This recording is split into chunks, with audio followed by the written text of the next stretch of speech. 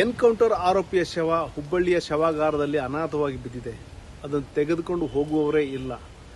ಇದೇ ವೇಳೆ ಸಿಐಡಿ ತಂಡ ಈಗಾಗಲೇ ಎನ್ಕೌಂಟರ್ ಪ್ರಕರಣದ ಕುರಿತು ತನಿಖೆಯನ್ನು ಆರಂಭಿಸಿದೆ. ಹುಬ್ಬಳ್ಳಿಗೆ ಆಗಮಿಸಿರುವಂತಹ ತಂಡ ಒಂದು ಕಿಮ್ಸ್ ಶವಾಗಾರದಿಂದ ಹಿಡಿದು ಎನ್ಕೌಂಟರ್ ನಡೆದ ಸ್ಥಳ ಮತ್ತಿತರ ಕಡೆ ಭೇಟಿ ನೀಡಿ ಪರಿಶೀಲನೆ ಮಾಡುವಂತಹ ಕೆಲಸ ಮಾಡಿದೆ. ಈಗೇನು ಒಂದು ಅತ್ಯಾಚಾರಗೈದು ಕೊಲೆಗೈದ ಆರೋಪದ ಹಿನ್ನೆಲೆಯಲ್ಲಿ ಆರೋಪಿ ಬಿಹಾರ ಮೂಲದ ಆರೋಪಿ ರಿತೇಶ್ ಕುಮಾರ್ನನ್ನ ಎನ್ಕೌಂಟರ್ ಮಾಡಲಾಗಿತ್ತು. ಅಂದರೆ ಆ ಒಂದು ಆರೋಪಿನ ಕರೆದೊಯ್ದು ವಿಚಾರಣೆ ಒಳಪಡಿಸಿ ಕೆಲವೊಂದು ದಾಖಲೆಗಳನ್ನು ವಶಪಡಿಸಿಕೊಳ್ಳುವಂತಹ ಪ್ರಯತ್ನದಲ್ಲಿ ಅವನು ಪೊಲೀಸರ ಮೇಲೆ ದಾಳಿ ಮಾಡಿದಂಥ ಸಂದರ್ಭದಲ್ಲಿ ಅನಿವಾರ್ಯವಾಗಿ ಅವನ ಮೇಲೆ ಗುಂಡು ಹಾರಿಸಲಾಗಿತ್ತು. ಅವನು ಸಾವನ್ನಪ್ಪಿದ್ದ. ಈಗ ಮೃತಪಟ್ಟ 2 ದಿನಗಳ ನಂತರ ಅಂದರೆ ಮೊನ್ನೆ ಮೃತಪಟ್ಟಿದ್ದ. ಇವತ್ತು ಅವನ ಮರಣೋತ್ತರ ಪರೀಕ್ಷೆಯನ್ನು ಮಾಡಲಾಯಿತು. ಏನು ಸುಪ್ರೀಂ ಕೋರ್ಟ್ ಗೈಡ್ಲೈನ್ಸ್ ಪ್ರಕಾರ ಏನೆಲ್ಲ ಫಾರ್ಮಾಲಿಟೀಸ್ ಪೂರೈಸಬೇಕು ಅದನ್ನು ಪೊಲೀಸರು ಪೂರೈಸ್ತಾ ಇದ್ದಾರೆ. ಇಲ್ಲಿ ನ್ಯಾಯಾಧೀಶರ ಸಮ್ಮುಖದಲ್ಲಿ ಮೊದಲು ಪಂಚನಾಮ ಪ್ರಕ್ರಿಯೆ ಪೂರ್ಣಗೊಂಡಿದೆ. ಅದರ ನಂತರ ಏನು ಸಿಐಡಿ ತಂಡ ಈಗೇನು ಅವನು ಎನ್ಕೌಂಟರ್ನಲ್ಲಿ ಬಲಿಯಾಗಿದ್ದಂತಹ ಆ ಒಂದು ರಿತೇಶ್ ಕುಮಾರ್ನ ಶವನ ಪರಿಶೀಲನೆ ಮಾಡಿದರು ಮತ್ತು ಅವರ ಸಮ್ಮುಖದಲ್ಲಿನೇ ಮರಣೋತ್ತರ ಪರೀಕ್ಷೆ ಸಹ ನಡೆಯಿತು. ಕಿಮ್ಸ್ ಶವಾಗಾರದಲ್ಲಿ ಮರಣೋತ್ತರ ಪರೀಕ್ಷೆ ನಡೆಸಿದ ನಂತರ ಅಲ್ಲಿಯೇ ಒಂದು ಕೋಲ್ಡ್ ಸ್ಟೋರೇಜ್ನಲ್ಲಿ ಆ ಒಂದು ಶವನ ಇಡಲಾಗಿದೆ. ಈಗ ಇಲ್ಲಿವರೆಗೂ ಸಹ ಯಾವುದೇ ರೀತಿಯ ಅವನ ಪೋಷಕರು ಇರ್ಬೋದು ಅಥವಾ ಸಂಬಂಧಿಕರು, ಫ್ರೆಂಡ್ಸು ಯಾರ ಬಗ್ಗೆನೂ ಸಹ ಮಾಹಿತಿ ಸಿಕ್ಕಿಲ್ಲ. ಈಗಾಗಲೇ ನಾವು ಬಿಹಾರಕ್ಕೆ ಮತ್ತು ಬೇರೆ ಬೇರೆ ರಾಜ್ಯಗಳಿಗೆ ನಮ್ಮ ತಂಡವನ್ನು ಕಳಿಸ್ಕೊಟ್ಟಿದ್ದೇವೆ. ಆದರೆ ಇದುವರೆಗೂ ಸಹ ಪೋಷಕರ ಪತ್ತೆ ಆಗಿಲ್ಲ ಅಂತೇಳಿ ಎನ್ ಶಶಿಕುಮಾರ್ ಅವರು ಹೇಳಿದ್ದಾರೆ. ಪೊಲೀಸ್ ಆಯುಕ್ತ ಎನ್ ಶಶಿಕುಮಾರ್ ಅವರು ಹೇಳಿದ್ದಾರೆ. ಅವರು ಸಹ ಇವತ್ತು ಕಿಮ್ಸ್ ಆಸ್ಪತ್ರೆಗೆ ಭೇಟಿ ನೀಡಿ ಶವಾಗಾರದಲ್ಲಿ ಅವನು ಪೋಸ್ಟ್ ಮಾರ್ಟಮ್ ಮಾಡುವಂತಹ ಪ್ರಕ್ರಿಯೆನ ಪರಿಶೀಲನೆ ಮಾಡಿದರು. ನಂತರ ಮಾಧ್ಯಮಗಳ ಜೊತೆ ಮಾತನಾಡಿದಂತಹ ಎನ್ ಶಶಿಕುಮಾರ್ ಅವರು ಸುಪ್ರೀಂ ಕೋರ್ಟ್ ಗೈಡ್ಲೈನ್ಸ್ ಏನಿದೆ ಅದರ ಪ್ರಕಾರನೇ ನಾವು ಕೆಲವೊಂದು ಫಾರ್ಮಾಲಿಟೀಸ್ ಪೂರ್ಣಗೊಳಿಸಬೇಕಾಗುತ್ತೆ ಅನ್ನೋ ಒಂದು ಮಾತನ್ನು ಹೇಳಿದರೆ, ಇಲ್ಲಿ ಮುಖ್ಯವಾಗಿ ಗಮನಿಸಬೇಕಾದ ಅಂಶ ಅಂದರೆ ಯಾರಾದರೂ ಮೃತಪಟ್ಟರೆ ಅವರ ಶರೀರ ಅವರ ಶವವನ್ನು ತೆಗೆದುಕೊಂಡು ಹೋಗಿ ಅಂತ್ಯಕ್ರಿಯೆ ನೆರವೇರಿಸುವುದನ್ನು ನಾವು ನೋಡಿದ್ದೇವೆ. ಆದರೆ ಇಲ್ಲಿ ಎನ್ಕೌಂಟರ್ನಲ್ಲಿ ಬಲಿಯಾಗಿದ್ದಾನೆ ರಿತೇಶ್ ಕುಮಾರ್, ಅವನ ಶವಕ್ಕೆ ಕ್ಲೇಮ್ ಮಾಡಲಿಕ್ಕೆ ಯಾರೂ ಸಹ ಮುಂದೆ ಬರ್ತಾ ಇಲ್ಲ. ಅಂದರೆ ಈಗ ಬಿಹಾರದ ಮೂಲದ ಬೇರೆ ಬೇರೆ ಜನ ಇಲ್ಲಿ ಹುಬ್ಬಳ್ಳಿಯಲ್ಲಿ ಕೆಲಸ ಮಾಡ್ತಾ ಇದ್ದಾರೆ. ಬೇರೆ ಬೇರೆ ಕಡೆ ಕಟ್ಟಡ ಕಾರ್ಮಿಕರಾಗಿ ಬೇರೆ ಬೇರೆ ರೀತಿಯ ಒಂದು ಕೆಲಸಗಳನ್ನ ಮಾಡ್ತಾ ಇದ್ರು ಸಹ ಅವನ ಪರಿಚಿತರು ಯಾರು ಸಹ ಇಲ್ಲಿ ಇರುವ ಬಗ್ಗೆ ಮಾಹಿತಿ ಸಿಗ್ತಾ ಇಲ್ಲ. ಒಂದು ವೇಳೆ ಅವ್ರ ಪರಿಚಿತರಿದ್ರೂ ಸಹ ಈ ಹಂತದಲ್ಲಿ ಅವನು ಮಾಡಿದ ಕೃತ್ಯಕ್ಕೆ ಒಂದು ಅಂಜಿಕೊಂಡು ಮತ್ತೇನಾದರೂ ನಾವು ಅವ್ರ ಕಡೆಯವರು ಅಂತ ಹೇಳಿದರೆ ನಮಗೂ ಏನಾದರೂ ತೊಂದರೆ ಆಗುತ್ತೆ ಅನ್ನೋ ಒಂದು ಭಯದಲ್ಲೂ ಸಹ ಯಾರೂ ಮುಂದೆ ಬರ್ತಾ ಇಲ್ಲ. ಹಾಗಾಗಿ ಈಗ ಅವರು ಪೇರೆಂಟ್ಸ್ ಸಲುವಾಗಿ ಒಂದಷ್ಟು ದಿನ ಕಾಯ್ದು ನೋಡುವಂತಹ ಕಾಯ್ದು ನೋಡಲಾಗುತ್ತೆ. ಯಾಕಂದರೆ ಮುಖ್ಯವಾಗಿ ಯಾರೇ ಮೃತಪಟ್ಟರು ಸಹ ಅವರು ಸಂಬಂಧಪಟ್ಟವರಿಗೆ ಆ ಬಾಡಿನ ವಶಕ್ಕೆ ಕೊಡೋದು ಸಹ ಒಂದು ಫಾರ್ಮಾಲಿಟಿ. ಆದರೆ ಇಲ್ಲಿ ಏನಂದರೆ ಅವನು ಬಿಹಾರದ ಪಾಟ್ನಾದವನು ಅನ್ನೋದು ಬಿಟ್ಟರೆ ಬೇರೆ ಯಾವುದೇ ರೀತಿಯ ಮಾಹಿತಿ ಸಿಕ್ಕಿಲ್ಲ. ಹಾಗಾಗಿ ಅವನ ಶವವನ್ನು ಫ್ರೀಜರ್ನಲ್ಲಿ ಇಡಲಿಕ್ಕೆ ತೀರ್ಮಾನ ಮಾಡಲಾಗಿದೆ. ಒಂದಷ್ಟು ದಿನ 4-5 ದಿನ ಅಥವಾ ಅಂದರೆ ಈಗೇನು ಆ ಒಂದು ವೈದ್ಯರ ಕಡೆನೇ ಒಂದು ಮಾಹಿತಿ ಪಡ್ಕೊತಾರೆ. ಎಷ್ಟು ದಿನ ಇಡಬಹುದು ಅನ್ನೋದ್ರ ಬಗ್ಗೆ ಪೊಲೀಸರು ಪರಿಶೀಲನೆ ಮಾಡ್ತಾ ಇದ್ದಾರೆ. ಯಾಕಂದರೆ ಈಗೇನು ಮರಣೋತ್ತರ ಪರೀಕ್ಷೆ ಮಾಡಿರೋದ್ರಿಂದಾಗಿ ಸಹಜವಾಗಿಯೇ ಬಾಡಿ ಡಿಕಂಪೋಸ್ ಆಗುವಂಥ ಸಾಧ್ಯತೆಗಳಿರ್ತವೆ.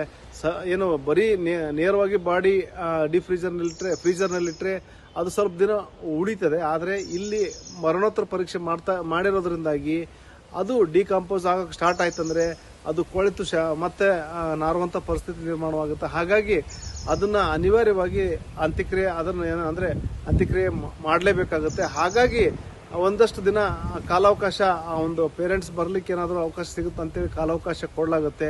ಒಂದು ವೇಳೆ ಬಂದಿಲ್ಲ ಅಂದರೆ ಆ ಒಂದು ಬಾಡಿನ ಹುಬ್ಬಳ್ಳಿ ಧಾರವಾಡ ಮಹಾನಗರ ಪಾಲಿಕೆಯ ಸಿಬ್ಬಂದಿಗೆ ಹಸ್ತಾಂತರ ಮಾಡಲಾಗುತ್ತೆ.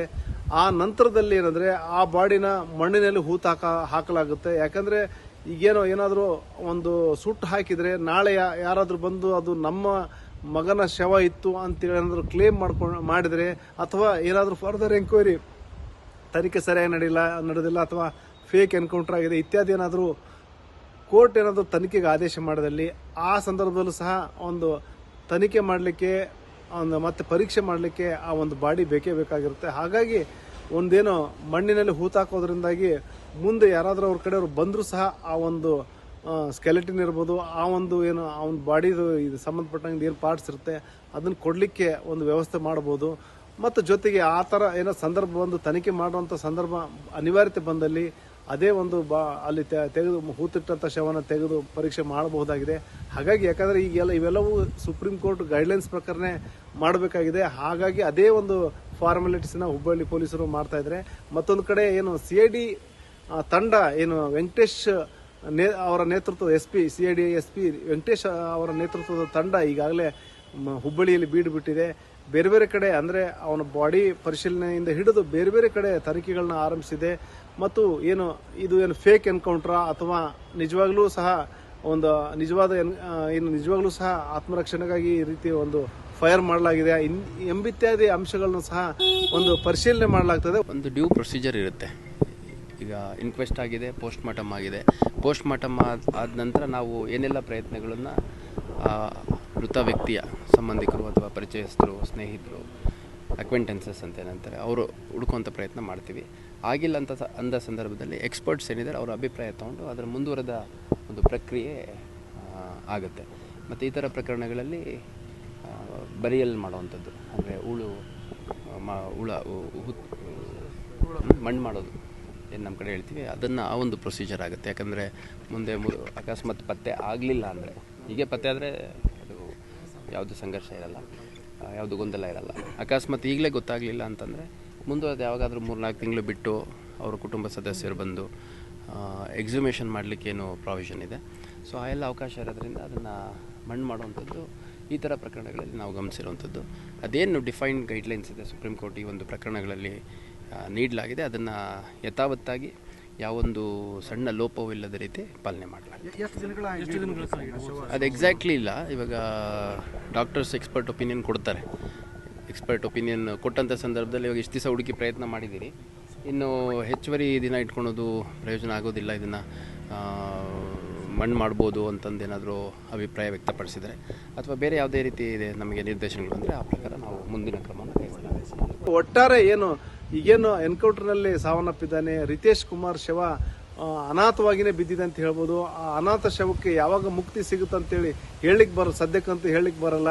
ಅವರ ಪೋಷಕರಿಗಾಗಿ ಈಗಾಗಲೇ ಕೆಲವೊಂದು ತಂಡಗಳು ಈಗಾಗಲೇ ಬೇರೆ ಬೇರೆ ಬಿಹಾರ ಸೇರಿ ಬೇರೆ ಬೇರೆ ರಾಜ್ಯಗಳಿಗೆ ಹೋಗಿದ್ದಾವೆ. ಅವ್ರ ಪೋಷಕರು ಏನಾದರೂ ಸಿಕ್ಕಿದ್ದಲ್ಲಿ ಖಂಡಿತವಾಗಿಯೂ ಶವ ಅವರಿಗೆ ಹಸ್ತಾಂತರ ಆಗುತ್ತೆ. ಇಲ್ಲದೇ ಇದ್ದಲ್ಲಿ ಇದೇ ಹುಬ್ಬಳ್ಳಿಯಲ್ಲಿನೇ ಅವನ ಅಂತ್ಯಕ್ರಿಯೆನ ಪಾಲಿಕೆ ಸಿಬ್ಬಂದಿ ಮಾಡೋರಿದ್ದಾರೆ. ಶಿವರಾಮ ಸುನಿ, ನ್ಯೂಸ್ 18 ಹುಬ್ಬಳ್ಳಿ.